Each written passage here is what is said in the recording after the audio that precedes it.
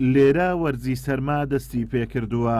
هێشتا بەرمیلە نەوتەکەی حکوومەتی هەرێمیان وەرنەگرتووە کەوا بڕیارە بە 103,000 دابەش بکات.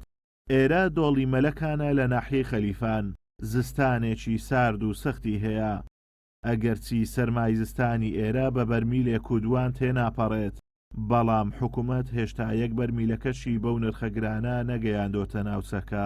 ئەو گندانە ئەو ملەکەتانەوە لە هەتا ئێستا نفتیان پێ نەدراوە کەچی کە نەفتەکەش باسی نفتێکە نەفرێنی بە 103,500 ئەو خەڵکە فەقیر و فەقارێ ئەو توانایی نییە بەڕاستی. ئێستا کابرا هەیە ئێستا لەو گوندێ لەعان کابرای پێش کە بم یعنی بە قورعان تااقەت کیلۆ چای نییە بکڕی لەبەرەوەی بە زۆری زۆر بهم معاشی هەیە معاشیە 100,000 یعنی هیچ ناکە بەڕاستی. یعنی ئەو خەڵکە بەڕاستی یعنی کە ئێک تەنگژە یعنی حەتی واکە چتارەی نەما یعنی لەبەر ئەو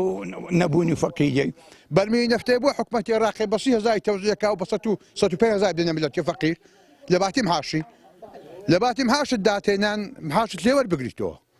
ياشي 200,000 داتي بنفتي برونو بعزقة تليور قريتو يعني وربح عوض يمينيو هيك تنامين. بێباچی حکوومەت لە بەدەمەوە نەچوونی هاوڵاتیان لە دابینکردنی سوتەمەنی وای کردووە بە ناچاری پەنا ببەنە بەربڕینەوەی داری دارستانەکان و زیان بەرجینگە بکەوێت. بۆهۆی نەهدانی نەفتەوە لەلایەن حکوومەتی هەرێمەوە خەڵکە پەنای بریتە بەردار بڕین کە ئەو نەهاتنی نەفتەش کە دەشێتن بەگران دێتن ئەمە شوای کردو کە خەڵکە بەناباتە بەردار بڕین بەهۆی ئەوێ ناوچەیەکی زۆر ساردە هەر لە ئێستاوە لێرە زستانە وە لە زستانانشدا بەفرێکی زۆری لەکەوی ئەمە شەبیتە هۆی کە کەشێکی زۆر سار لەو ناوچەی دوشتەکە خەڵکە ببێ گەرمکەرەوە ناژی گەرمکەرەوەش نییە وەکو نەوت و سوتەمەنی ئەوانە ناچار خەڵکە ئەبێ داری ببڕی بۆ خۆ گەرمکردنەوە ئەمە شوایکی دەکە سروشتی ناوچەکە تێکچێتن بەڵام هیچ ڕێگایەک نییە چکە حکوومەتی هەرێم نەفتەکەی نادات و وەگەر نەفتەکەش دەشهاتن زۆر بەگران دێتن نەفتمان نەدراتی وەڵاهی تا ئێستا نەدرا وەلا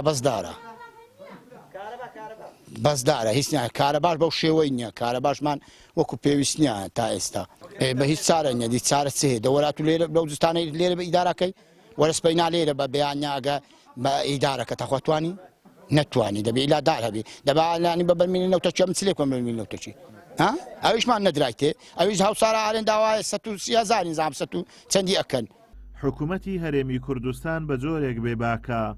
نەخەمی هاوڵاتیانەتی بۆ ئەوەی لە سەرمای زستان پارێزراو بن نەخەمی ژینگەیەتی کە بەهۆی پێنەدانی سوتەمەنی زیانی گەورەی پێدەگات. ئازادۆمەراوەی کەناڵی ئاسمانی پەیام دۆڵی مەلەکان لە ناحیەی خەلیفان.